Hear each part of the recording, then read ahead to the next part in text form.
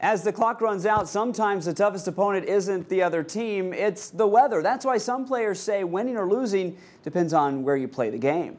Minnesota Vikings wide receiver Greg Camarillo says the weather can determine which team plays best. If you live in the heat and practice in the heat, it's an advantage to be in the heat. The Vikings often practice in a climate-controlled environment to escape the frigid temperatures. But when the boys of fall are up against old man winter, the game becomes a challenge just to stay warm. When it's freezing cold, your bones feel brittle, your hands are cold, it hurts to hit, it hurts to catch the ball, your feet are freezing, ground's hard.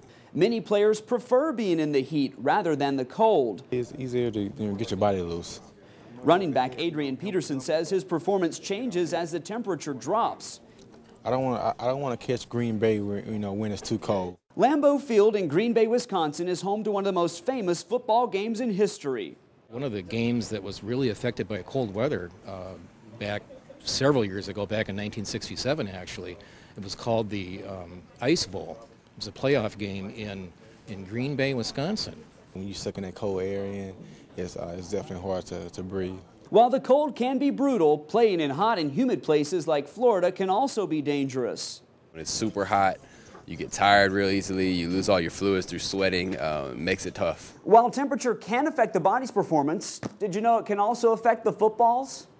Cold air is denser than warm air, and that slows the ball down. Vikings punter Chris Kluwe knows it may not travel as far in Buffalo, New York, as it will in Miami, Florida. Warm temperatures, the ball actually goes a little further because it flies better, it cuts through the air a little more. Besides air temperature, place kicker Ryan Longwell says the distance the ball travels is also determined by a stadium's elevation.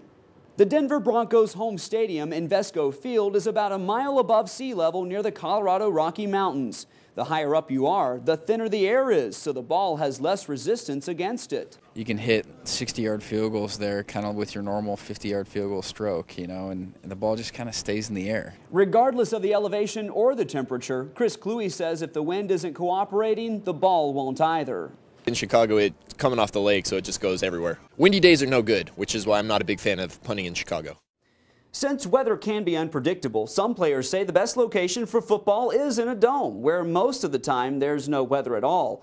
But sometimes not even a roof can help. Just ask the Minnesota Vikings. The Metrodome's roof tore following a snowstorm in 2010, forcing the Vikings to find a new stadium to finish their season.